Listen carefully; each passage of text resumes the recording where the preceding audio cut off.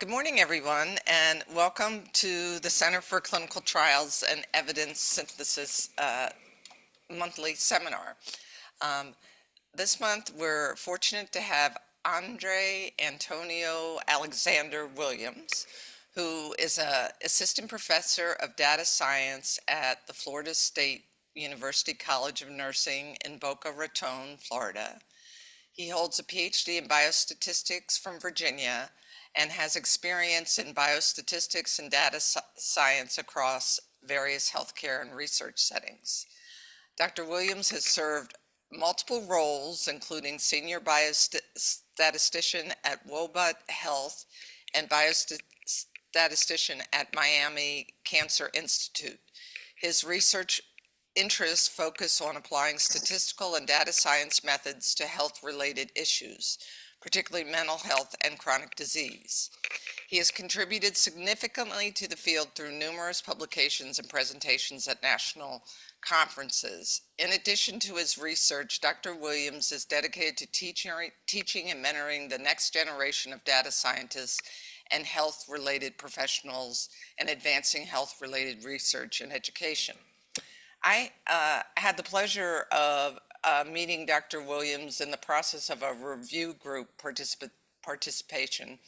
And after having really one very interesting conversation where I found him to be very knowledgeable and taught me some stuff about adjustment in clinical trials, I asked that he be added to our seminar list, and I'm really looking forward to hearing him today. So Andre, I'm going to hand it over to you, and thank you so much for accepting our invitation. And you as well. Thank you, Janet, for inviting me. So I said I have to give credit first to Janet. So it was my meeting with her that kind of set this all up. So I get that feedback a lot, that I know a lot, or I know a lot of interesting things. So hopefully that I will get that same kind of feedback at the end of this presentation, and hopefully you all will find it useful, in some kind of way. Covariate adjustment, it's kind of a lot more important. So I guess I'm starting. So the way that I came across covariate adjustment is that in observational studies for causality I was working in a healthcare facility, and we had a lot of observational data, EHR data, and I kept getting this request from the doctors, we want to assess causality. Does X cause Y? And as a statistician, my response to them was, go run a clinical trial and that will help you out. To which point the response was, clinical trials cost millions of dollars and we have the data now. We want causality now. Story of my life. And so one of the things I had to do is I had to start to go into the field of causal inference and begin to use covariate adjustment to begin to take observational data and, to begin to make statements of causality. Treatment A, causes a better outcome in this than treatment B. So that's kind of how I got into it. One of the things we're seeing now is that covariate adjustment is also kind of revising itself in the field of clinical trials. Those of you who are familiar with the Esteman framework kind of see that in essence is just causal inference as applied to clinical trials. So covariate adjustment kind of for causality coming from the field of causal inference is everywhere. And so I'm happy to share my little knowledge on it. So this presentation is going to be very applied and more conceptual. So for you non-statisticians, there are no equations, there's no lemmas or corollaries, it's just English. So we're just going to talk about covariate adjustment. And so if you have any questions at any time, just feel free to stop me and I'm more than happy to answer them. Next slide, please. So here's the overview of what we're going to talk about today. So we're going to have an introduction where we just talk about covariate adjustment. What is it in just a regular, normal, real world way. Then we're going to talk about covariate adjustment as applied to randomized control trials, observational studies. And then we're going to talk about those fun and exciting machine learning methodologies that everybody's into and they want to use. I'll add some caveats and also some advice for best practices when applying those methodologies as well. Next slide, please. So introduction, next slide, please. And so we're going to just talk about causality. What is causality? So for all clinical trials and for many observational studies, We just want to determine causality. Does treatment or exposure X cause a change in outcome Y? You know, we see in health equity research, one of the things I tell people is if you're going to advocate for policy to impact an exposure, you have to show that it has a causal relationship with outcome of interest. So causality is entered into many fields, from clinical trials to health equity research, into epidemiology as well. People are just concerned with, I want to evaluate, does depression or does discrimination have a causal effect on depression? That's an example. So any type of exposure, social determinants of health, something I'm kind of interested in. Does exposure to a particular type of social determinant, does it have a causal relationship in that particular outcome? And so we want to isolate the specific effect of the treatment exposure separate from other factors. And so covariate adjustment, covariate adjustment in its broadest definition is just an analytic technique, or I should say a group of analytic techniques that seek to isolate the causal effect of the treatment or exposure of an outcome of interest. Said techniques enhance the precision of estimates in research studies by considering the impact of other related variables. So as we can see, it's in the field of observational studies. It's also entered the field of clinical trials as well. You know, the traditional thinking was we run a clinical trial because we randomize, everything is balanced, and then we're good. We're now coming to kind of rethink that methodology. And so we know the field of estimates has kind of developed and kind of come over to clinical trials to apply covariate adjustment as well. Next slide, please.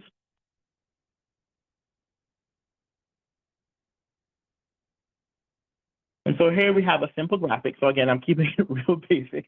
On the right, we have a graphic where we have treatment, we have outcome, we have a covariate. So we could have treatment or exposure.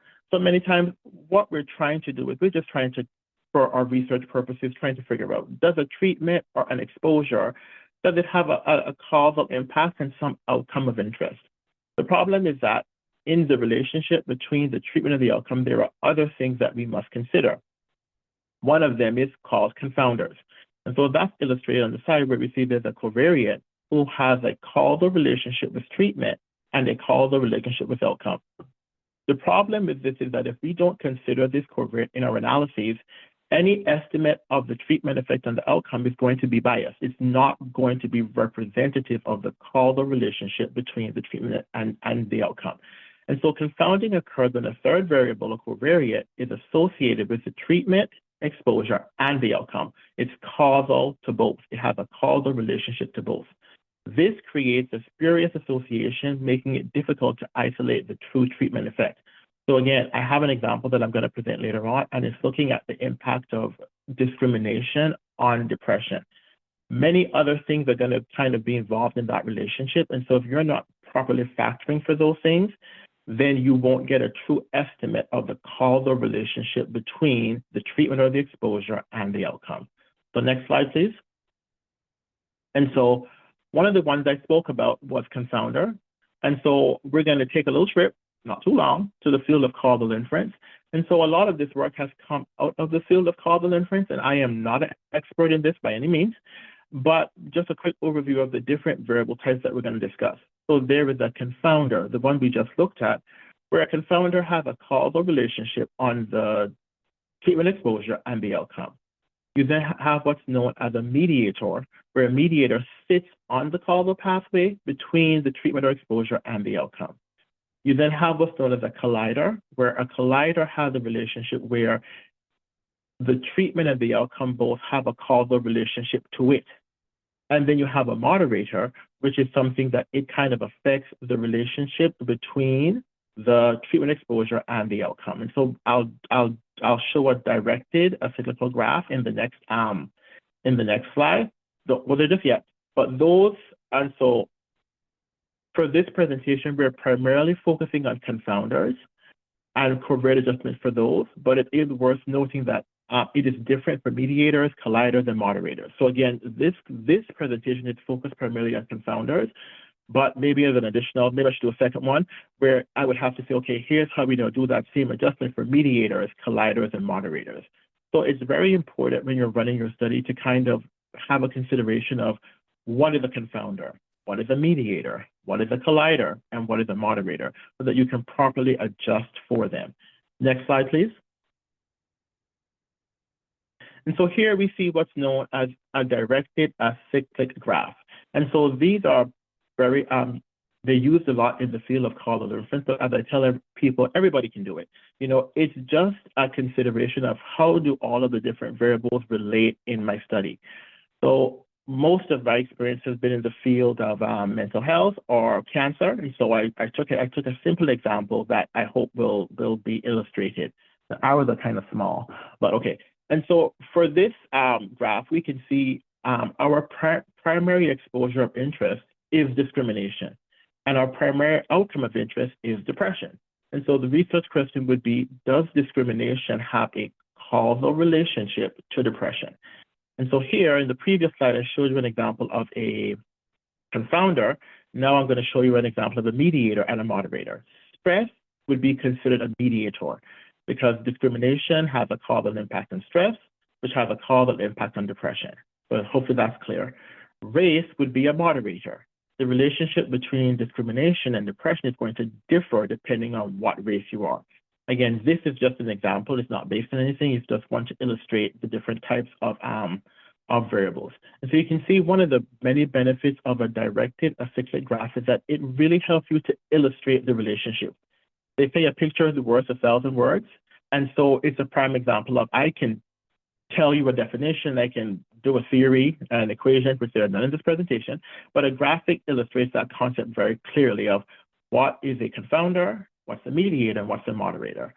For a collider, the difference would be take the arrow that goes from stress to depression and then point it back to stress. So both discrimination and depression would have a causal relationship and stress, and that would be a collider. So there you kind of see a visual representation of all of the different covariate types. The one we are focusing on this presentation is confounders. So any questions, comments, please let me know. Okay, none. That means I'm doing a great job or I've lost you. So here, we're now going to talk about covariate adjustments for randomized clinical trials. Next slide, please. And so clinical trials are the gold standard. You're supposed to say that. And so, you know, if you're trying to assess any type of causality between a treatment and an outcome, clinical trials are considered the gold standard in research. You all know this better than me. This is the prime way to do it. One of the many drawbacks on clinical trials is that they're very expensive to run. They're not cheap. Those of you who are running them know that better than me. And so even in my line of work as a data scientist, I don't have access to that much money. And so for me to do causality, I have to use data that's already available for secondary analyses. But clinical trials, if you really want to assess causality with regards to the intervention of interest, clinical trials are the way to go. So a randomized controlled trial is a scientific experiment that aims to assess the safety and efficacy of an intervention. And so to do that, we have to do what's known as randomization. The goal is that we want to make sure that we are properly estimating the relationship between the treatment and the outcome. And one of the ways we do ensure that is by, in theory, is by randomization. We wish to create treatment groups that are on average balanced across covariates, measured or unmeasured. The goal is to select your treatment or your control group such that they are similar in every possible way other than the treatment being considered, such that any differences between the two groups at end of study will be due to the treatment because everything else was the same. That's what we're taught in theory. In reality, sad to say, that is not the truth. Randomization doesn't always guarantee perfect covariate balance, and some examples are smaller trials. You know, if you're running, let's say, a phase 1 trial or a small phase 2, you know, the trial might be so small that you might not get that covariate balance. You know, one of the things I always tell people is after you run your trial, just go and take your two treatment groups and just look at the distribution of the covariates at baseline, and you'll notice that for many of them, they are not balanced. Sometimes the p-value is even less than 0.05. So that means that there isn't covariate balance. And also to trials with stratified randomization, that concept of having the groups be equal at all things other than the treatment might not be attainable. Next slide, please.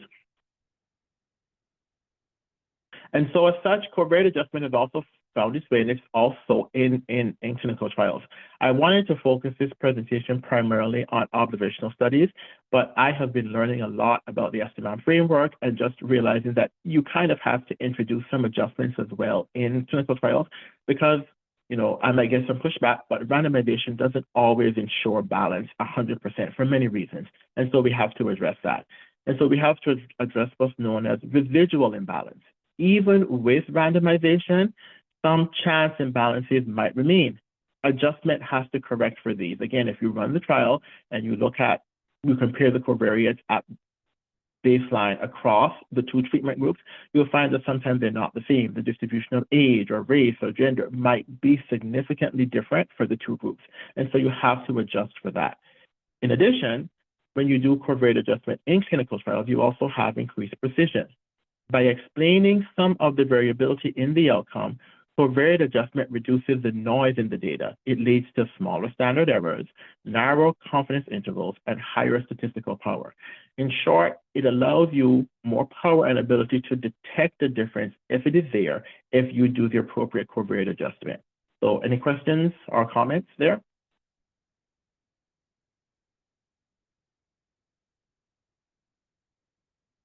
Okay, next slide, please.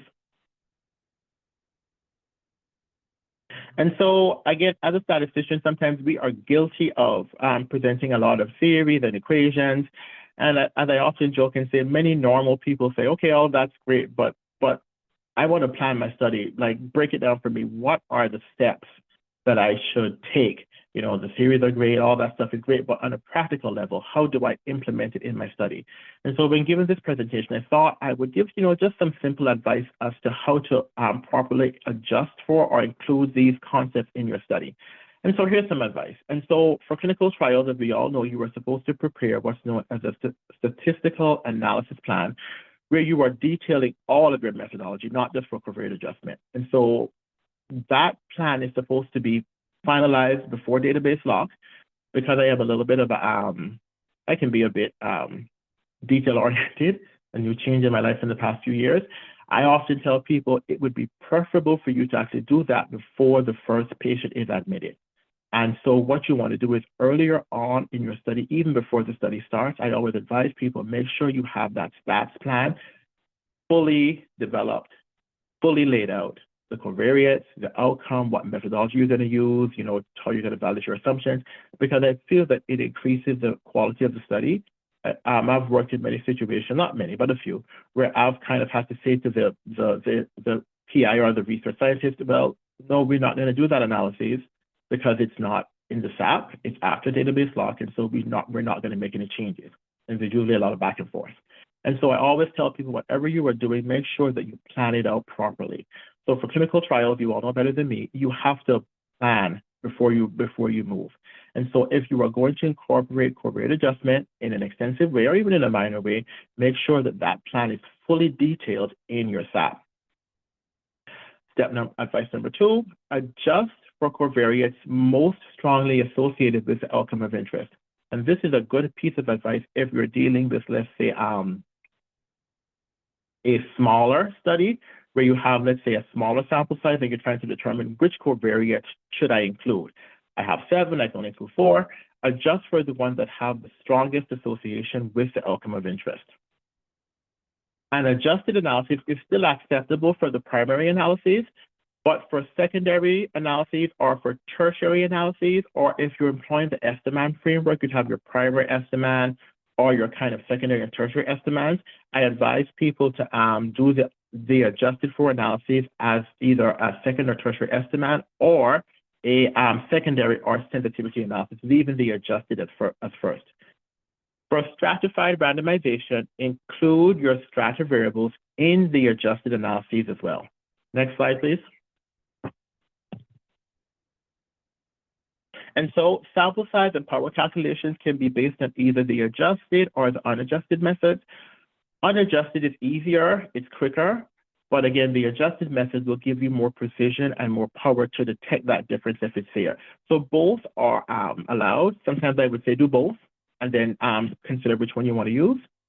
The number of covariates to be adjusted for should be small compared to the sample size. So the rule of thumb I was always taught, you should have for every one, n equals 10. So for every additional covariate you want to include, you should have at least 10 observations. So let's say you're doing, and let's say you have, let's say a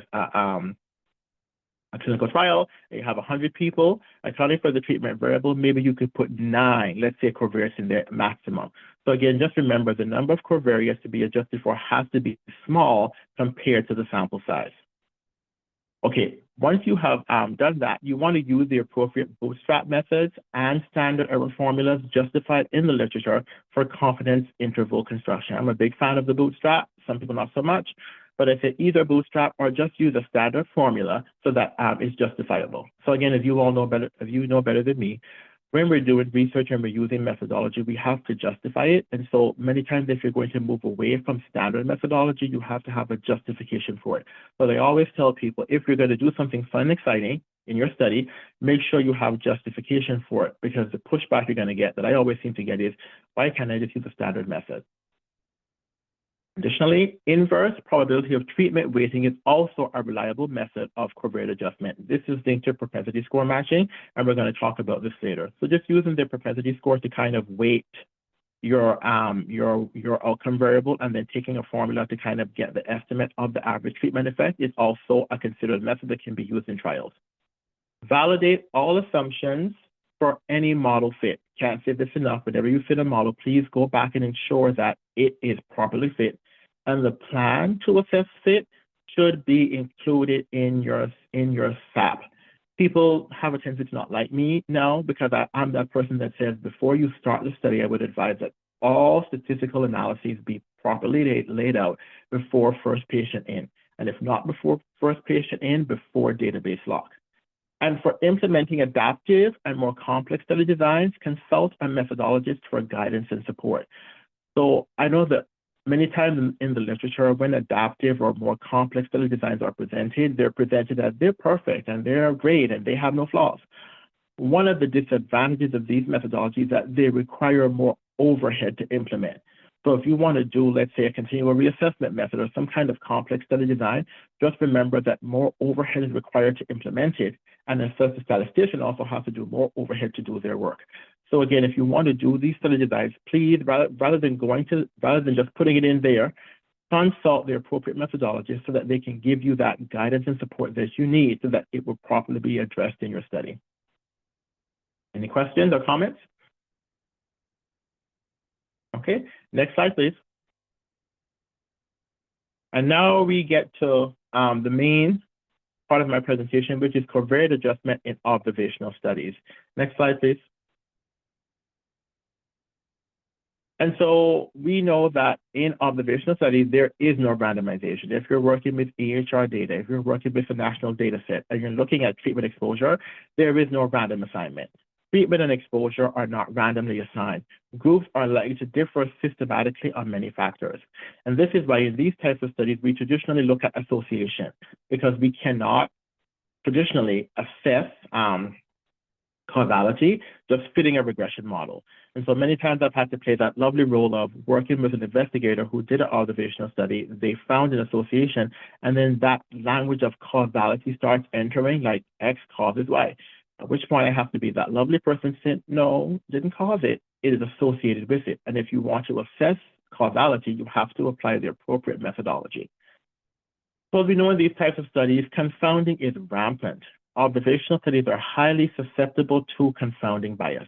And as such, the goal of adjustment is to ensure that the groups of interest are as similar as possible based on observed covariates, such that any post-baseline differences in the group can be attributed solely to the exposure of interest. So a good example I can give you is based on the data I just showed previously, looking at the relationship between discrimination and depression. You want to make sure that you are properly accounting for all covariates, such that if you want to make a causal statement, I want to say that discrimination causes depression, I have to ensure that covariate adjustment is correctly applied so that I can make that assessment. Fitting a regression model and getting a parameter and then saying, oh, p-value is less than 0.05 is not enough to assess causality. And so we can only adjust for measured confounders. Unmeasured confounding remains a significant threat. Next slide, please. And so the unseen enemy, unmeasured confounding. And so one of the things I always tell people for observational studies, we try to do causal inference. And when you're publishing them, you're supposed to say, we assume that all confounding has been assessed for so that the relationship is truly causal. But again, theory meeting reality, we know that's not true.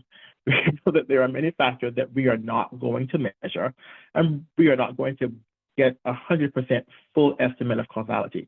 And so there are things that we can do to address that. And so no matter how many covariates we adjust for, there's always a possibility of unmeasured factors that influence both the treatment and the outcome. Examples are comorbid conditions, underlying genetic predispositions, and also subtle aspects of lifestyle or environment, social determinants of health.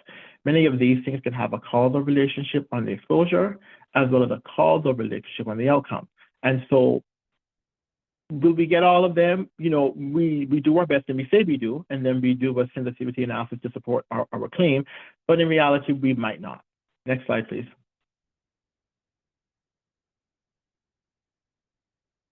And so I'll talk about some of the, can you go back one, please? Yeah, right. And so the next slide is we get to talk about all those exciting new methodology. But for this slide, we're just going to talk about the standard tools that we use for covariate adjustment and observational studies. I'll go to propensity score. Everybody knows that. In grad school, that's the only one I learned or remembered. Maybe I wasn't paying attention in class, but that's the only one I remembered coming out of grad school was propensity score methods. And so when I started working as a data scientist, and we're seeing a lot now in business as well with the C-suite, we're seeing this thing of we now want to assess causality with observational data. We now want to assess the causal relationship. And so one of the primary methods that I used was propensity score methods. And so these were used for observational studies, and the goal was to create pseudo-randomized groups based on the probability of receiving treatment. Other options that are kind of used are regression modeling, that's used in everything, and stratification as well, and standardization. These are some of the standard tools that have been used, so I won't go into too much detail there. Next slide, please. And now we get to talk about some of the more modern and exciting methodologies. So some of these I don't use and some I do, but I thought I would just kind of give an overview of them. And so propensity score matching with neural networks or deep learning. So many times when we are building the propensity score, we traditionally use a logistic regression equation, and that's what we use to kind of estimate the probability of being assigned to treatment. And so as you know, you can use other methodology as well. So you can use propensity score with a random forest, or you can use it with a neural network or deep learning. You can use these methodologies to get an estimate of what the treatment assignment based on the covariates of interest. One of the benefits of using neural networks or deep learning is that it allows you to adjust better for nonlinear relationships than regression, and also to as your data becomes more larger and complex, it is also more desirable. One of the benefits about neural networks and deep learning as well is that it allows you to incorporate other variable types. And so in traditional propensity score matching, we have to use a rectangular data set to estimate propensity score. One of the great things about neural networks is that you can also bring in images, videos, text, and you can kind of see, are those things related to treatment assignment? So neural networks really allows you to take propensity score matching to the next level by allowing you to use a wide variety of data types to build that model. So any questions there? Okay, and then I'll go to doubly robust methods. And so for these methods, it's a method where you are using the covariates to estimate the treatment assignment, and then you're also using covariates to estimate the outcome. And then you're doing some formula where you're putting both together to get a robust estimation of the treatment effect, considering all covariates of interest. And so one of the reasons why they call it doubly robust is if you misspecify the model that estimates treatment assignment, or if you misspecify the model that seeks to estimate treatment outcomes, the method is so robust that if either one of those is misspecified, your final model will still be correct. And so that's what's known as that double robustness property there. And so these methods are also used a lot. And so I'm going to present a lot of different methods here. And I always tell people, for your study, what you have to do is look at the factors of your study, look at your research question, look at your study design, look at your data considerations, and then do a lit review, and then choose the method that works the best for you. So I'm sure at some point I may get asked, how do I choose which method to use? And so some of the advice I give is do a lit review and see in your field of research, are they being used? And if they're not being used, a thing you can do is do a simulation study on your own. Get some simulated data where you can you determine what your truth is. Using a directed cyclical graph, you generate data that has the relationship between exposure, outcome, confounders, colliders, mediators. And then what you do is you can apply many of these different algorithms and see which one gives you the best fit. And that can be used as a preliminary data-driven way to choose which methodology to use. So we've covered propensity score matching, and then we've also covered doubly robust estimates. Two examples we see there are targeted maximum likelihood estimation and also the augmented inverse probability weighting that you can use. So again, if you're looking to do causality in an observational study, here are some methods you might consider. G computation is not one that I use a lot, but it is very popular in the field of epidemiology. And so this method estimates the treatment effect, estimates the causal effect of a treatment by standardizing the outcome distribution across treatment groups using a model to predict potential outcomes under different treatment scenarios. So these methods that I'm showing you here are ones that we use to estimate what's known as the average treatment, ATE, average treatment effect.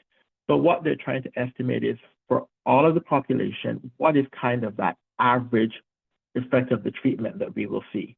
One of the things that we also know is that for any particular study, you have different subgroups, and so there is heterogeneity between the treatment effect. The example I use again is mental health. You may give somebody, let's say, a mental health intervention, African American, Republicans, or LGBTQ, or Christians. There may be many different groups that will kind of respond differently to that treatment. So estimating the average treatment effect is good for the publication, it's good for our research, but many times we may have to drill down further and say, what is that conditional average treatment effect for that group over there or for that person over there? What is the causal relationship of the treatment to outcome for them? So we see average treatment effect. In the next slide, we're going to see more of the conditional average treatment effect. Next slide, please. And so the first ones that we use, and I like these a lot, these are meta-learners. And so I won't go into kind of all of the details, I'll just read this. They leverage machine learning algorithms to estimate the heterogeneous treatment effects by modeling the relationship between covariates, treatment exposure, and outcome.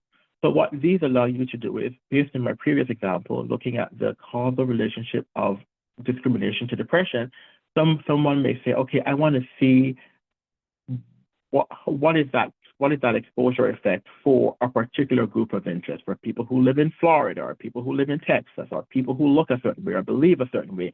What is that exposure or treatment effect for those groups of people? Meta-learners are very good for that. You have different types of meta-learners. You have S-learners, T-learners, and X-learners, which I won't go into the details, but they're all type of different methodologies that allows you to estimate that conditional average treatment effect. And they primarily use machine learning algorithms. Random forest is the one that's primarily used, but you can use others as well. And then there's also what's known as double machine learning. So again, using double estimation techniques, it's just doing them, but with machine learning. So it's using machine learning to estimate nuisance parameters in semi-parametric models, reducing bias and achieving valid interest. So again, double machine learning is just double robust methodology applying machine learning as well. And then you have what's known as causal forests. These are somewhat new. And so they seek to estimate the heterogeneous treatment effects that extend random forests by modifying the splitting criteria to directly target differences in outcomes between targeted and control groups. And we'll not go into the details, but these are good methodology if you're trying to, especially meta-learners, if you're trying to estimate that conditional. I've done my clinical trial. I know that there's a good treatment effect, but for this particular group of interest, let's say one of the ones I also use is looking at depression. So we know that cancer patients bear a higher burden of depression than the general population. So again, if you were doing, let's say, an intervention to assess depression, and you say, oh, this intervention works, across all groups, we saw that there was an improvement. Your PHQ-8 scores went down. One of the pushbacks you might get is, okay, we want to apply this to patients who have cancer. What is the relationship or the causal relationship for that group? The average treatment effect would not give you that, but the conditional average treatment effect would. So then that's the benefit of using these methodologies, that it allows you to drill down and find how that treatment effect is differing for different subgroups of interest. And then there's also deep learning methodology. So the previous slide, I spoke about propensity score matching with neural networks. So that's just using, let's say, deep learning within a propensity score framework. These ones are a bit different. So if any of you know about deep learning, they develop these huge models and then they train them on data and then they use them. So DragonNet and causal effect variational autoencoder are two machine learning methodologies two deep learning methodologies that have been developed. They've built these huge architectures, they've tested them on training data, and so they primarily exist for the purpose of determining causality with regards to an exposure of interest, considering a whole bunch of covariates, looking at whatever outcome of interest you may have.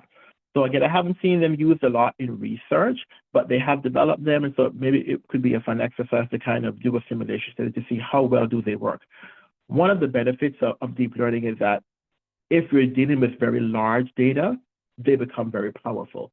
Also, if you want to consider things like images or text, if in building, let's say, your model, you want to consider the effect of doctor's notes or images or videos, deep learning is very, very beneficial for that. So again, good for large data, good for multimodal data. Next slide, please. And so as my life has progressed, I have learned to become a very practical person. In many of the jobs where I work, I'm the only statistician. And so after I have presented, I usually get these blank looks of, okay, Andre, all that stuff is great, but how do I apply it? And so life has taught me to always, give people advice with regards to implementation. How can we implement these things? This advice you gave us is really great, but how do we apply it to solve problems? And so I just have one or two slides where I talk about best practices. So the first one I tell people is plan ahead with an exclamation. And so for those of you who may know me, I was not a big planner in the earlier parts or the middle parts of my life. But as I've gotten older, I realized you have to plan. Your personal life, professional life, things are better when you plan ahead. And so as I always tell people, pre-specify covariate. In the study protocol and the SAP, clearly define which covariates will be adjusted for before analyzing the data. One of the things I've had to deal with is being told, after the analysis was done, put this in, take this out. How would it change? Do this, redo this. That's why I have that image with the p-hacking, is that we shouldn't be doing that. And so we want to make sure that whatever we're doing, we are specifying our plan fully before we take any steps. Before you write the R code, before you start doing your equations, specify your plan first. Pre-specify your covariates and then move forward. Why? We want to prevent p-hacking or phishing for significant results, and also it increases the credibility of the findings. I've run into a lot of times where I've been told, redo, refix, rechange, and we shouldn't be doing that. And so we want to make sure that whatever we're doing, that we have properly planned things out. And also, too, you want to justify your covariate selection. I won't go into all the details here, but there are many ways you can do this. One of the ways is you can do a lit review and just find papers where that relationship has been established. You can use what's known as causal discovery, which I won't go into, but you want to explain the rationale for each chosen variable based on prior research and causal diagrams. You want to make sure you're doing your DAGs. You want to make sure you're getting a good estimation of what are all the different relationships between your variables and then properly adjusting for them. If you have some data lying around, you can apply what's known as causal discovery, and they can produce those graphics for you. And I always tell people, take those graphics and take them to a domain expert, like a doctor or somebody who's an expert in that domain, and just have them check it over just to make sure that it's correct clinically. I would say maybe causal discovery with some clinical output is kind of one of the ways to go, but you want to make sure you're justifying your covariate selection. If someone comes to you and says, why did you include this covariate? Why do you think this is a confounder? You should be able to have some kind of rationale as to why you did that. Next slide, please. Some more best practices. Transparency is key. Describe clearly all the adjustment methods, specify any kind of the stats or machine learning model, covariates included, and all relevant details. Make sure that it is clearly written out in your SAP. One of the things I tell people is that this is kind of morbid. I said, if I should get fired tomorrow or if I should die, the next statistician should be able to come in after me and they should be able to fully implement the analyses based on my plan.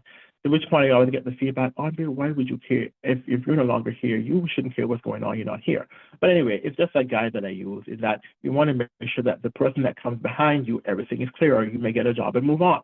If that analysis has to be redone, you want to make sure that the next person can clearly see what you did, clearly see why you did it, so that it is reproducible.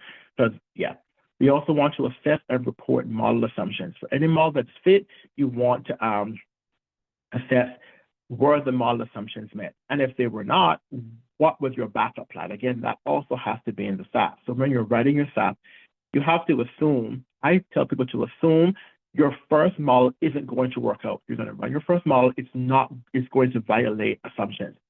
Then what? So as I always tell people, when you're writing a SAP or a protocol, you kind of have to plan for failure. You have to plan and say, okay, here's my preferred methodology. You do it with patient recruitment, but assume it's not going to work out. What additional steps would I take in those cases? And then what you do is you kind of extrapolate and you plan, and then you include those kind of secondary models in your SAP as well. You want to discuss any checks for violation of assumptions, and as well, what models you are going to use if the assumption is violated. That's one of the benefits of machine learning methodology, is that there aren't as many assumptions as there are in stats. So they're a very good backup plan in case your traditional stats model doesn't work. So a simple example could be, you could be fitting your clinical trial, and let's say you want to use a mixed model. What you could say in your SAP or your protocol is, after we've done our model assumptions, if a mixed model does not work, then we will use a targeted maximum likelihood estimation technique to estimate the average treatment effect.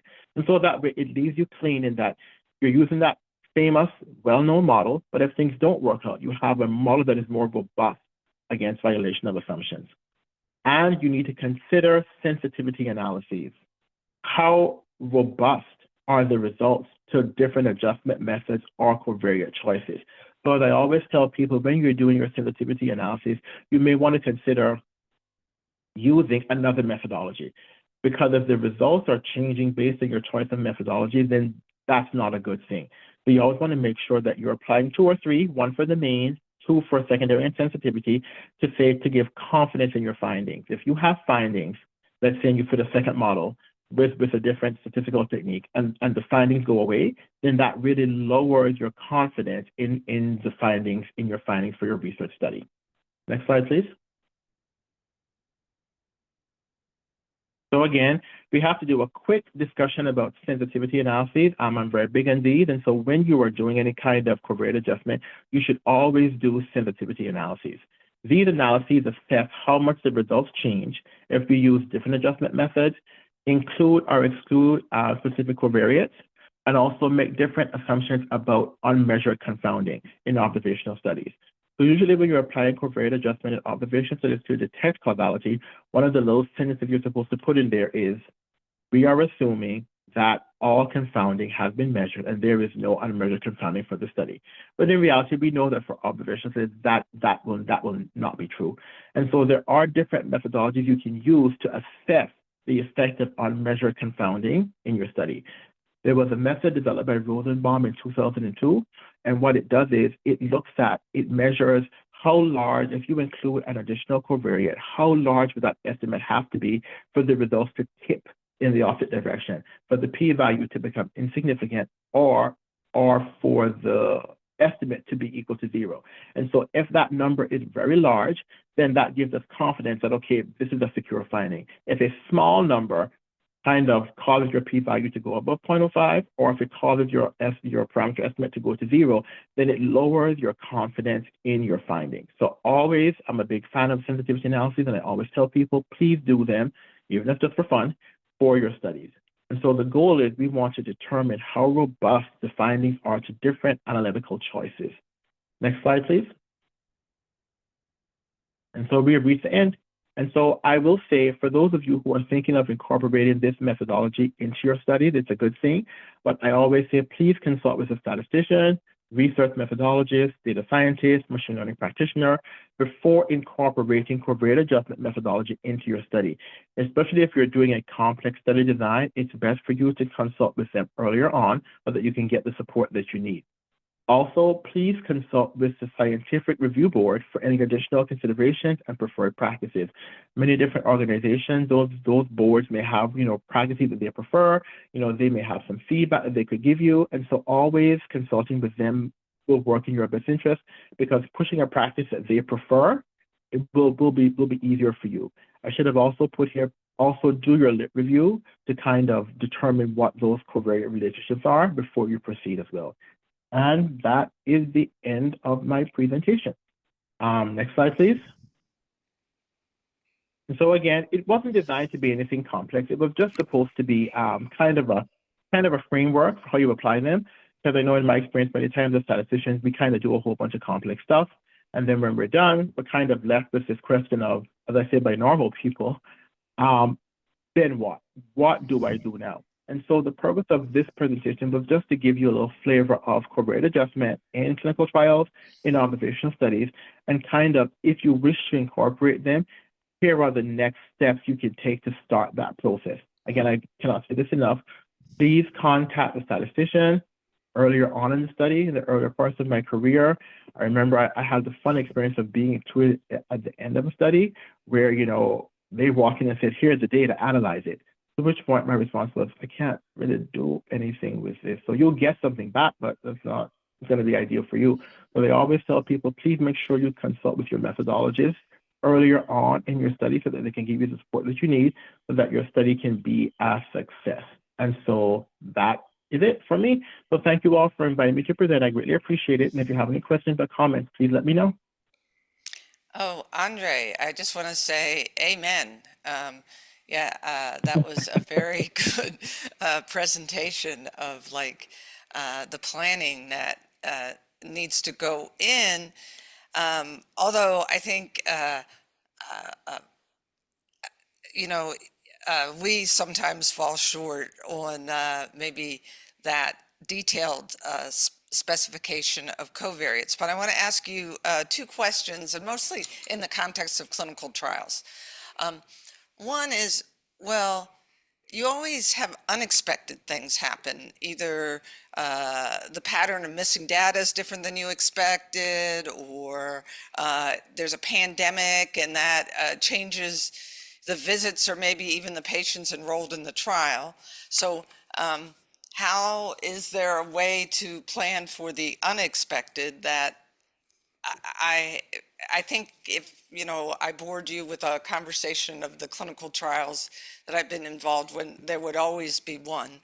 And the other thing that we're grapple with is how to deal with, and specifically, if you wouldn't mind, in the framework of a drug trial, adherence, in an active drug versus a placebo.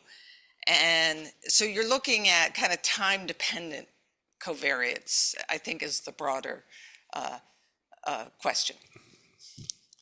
And if you can make a question out of that. Sure.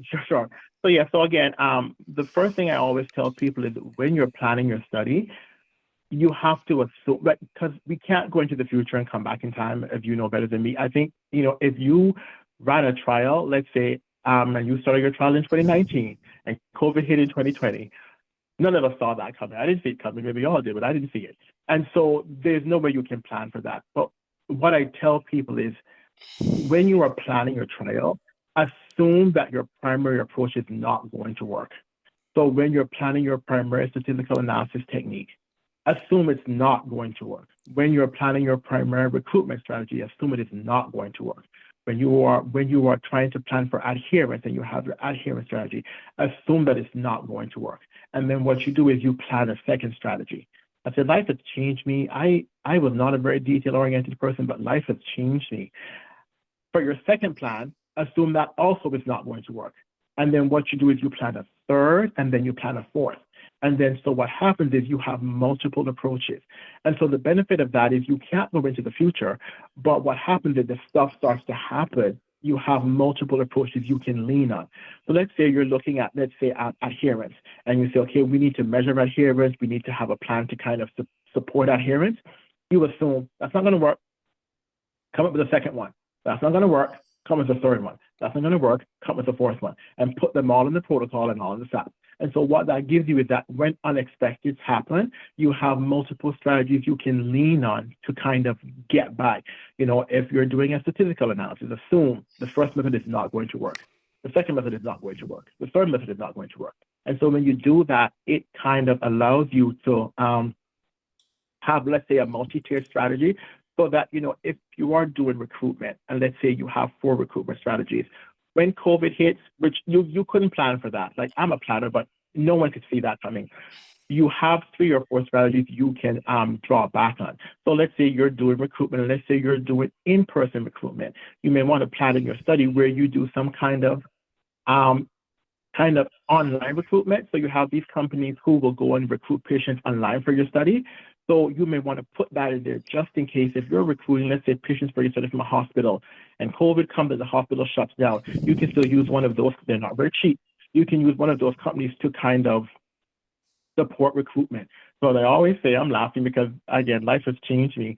Plan. And when you're planning in anything, assume that it is not going to work out the first or the second or the third time. And then what you do is, if you really want to be extensive, run it down to 5 or 6 or 7. And so you have like multiple strategies. And so when life happens, as we all know, life happens and we can't control it, you have a resource of methodology you can lean on, and they are also included in your protocol. And so there's no need to go back and do an IRB amendment. As I tell people, IRB amendment should be kept to a minimum.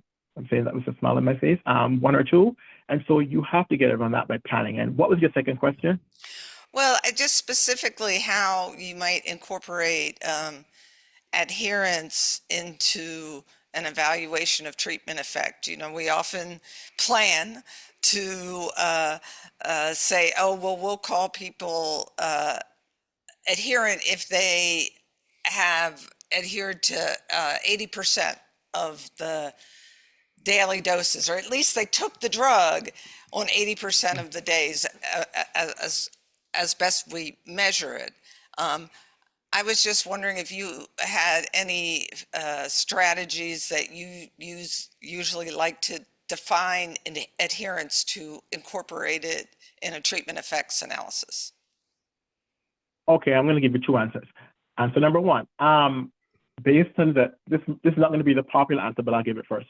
Based on the ITT principle, once they are randomized, you're primarily looking at randomization, and you're looking at, does randomization affect outcomes? So based on the intent to treat principle, you don't have to worry about it, because the primary goal of a trial is just to assess if randomization leads to better outcomes. So even if a patient is adherent or not adherent, under your ITT principle, you don't have to worry about it. Second answer is, let me give 3 answers.